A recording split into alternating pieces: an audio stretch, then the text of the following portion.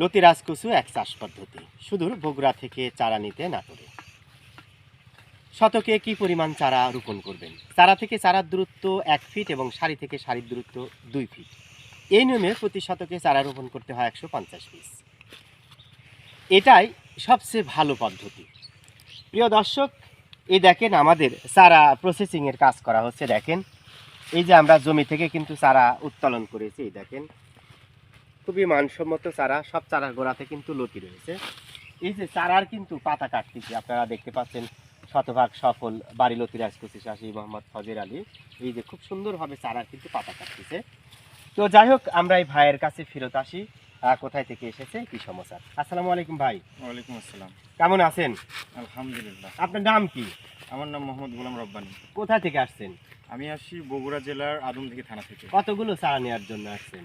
আমি 15% জমি লাগাবো। যে হিসাবটা আপনাকে কাছ থেকে নিয়েছিলাম সেই অনুযায়ী আমার চারা লাগতেছে 2250 মতো, সেটা নেওয়ার জন্যই আসছি। এই যে একটা কথা আমরা সবসময় বলি, ভালো বীজ ভালো ফসল। আপনি যদি বীজ রোপণ ভালো না করেন, ভালো মানের ফসল কিন্তু পাবেন না। বাঘের বাচ্চা থেকে কেবল বাঘই জন্ম নিতে পারে, তেমনি একটা ভালো যদি বীজ রোপণ করেন সেখান থেকে ভালো ফসল পাবেন। অনেকে দামের তারতম্য অনুযায়ী কম দামের নিম্নমানের চারা রোপণ করে নিজের বিপদ নিজে ডেকে আনে। অনেকটা খাল কেটে কুমির আনার মতোই হয়, অর্থাৎ নিজের বিপদ নিজেই ডেকে আনবেন। তাই দাম একটু বেশি হলেও আপনাদের উচিত ভালো মানের চারা রোপণ করা। এই যে এই ভাই যে কতগুলো চারা নিছে, এই ভাই কিন্তু আমরা উপহার স্বরূপ অল্প পরিমাণে লতি দিয়েছি। যাই হোক, এখান থেকে যাওয়ার পরে রাত্রে রেঁধে খাবে। অনেকের জাতে কিন্তু গোলা চুলকায়। আপনি কম দামে চারা সরবরাহ করেছেন, হঠাৎ করে যদি আপনার চুলকানিযুক্ত চারা বা লতি একবার আপনি পেয়ে যান, এলাকায় কিন্তু আর বিক্রি করতে পারবেন না। তাই যেখান থেকে আপনারা চারা সংগ্রহ করেন অবশ্যই শতভাগ বিশ্বস্ততা মেনটেন করে আপনারা চারা সংগ্রহ করবেন। এই দেখেন সবুজ লতি, এমন লতির চাহিদা কিন্তু বাজারে কেবল লতি বাড়ানো শুরু হয়েছে।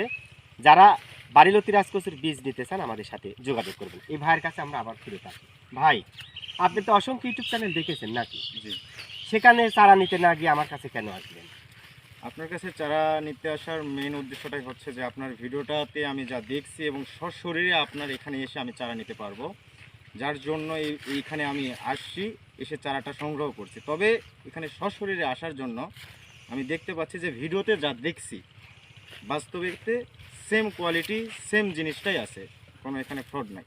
এটা আর কি যাচাই বাছাইয়ের জন্য আমি মূলত এখানে আসা, যে আপনার কাছে আরও 10টা ইউটিউব চ্যানেল দেখছি, অনেকটাতে আমি হয়তো যেতে পারবো।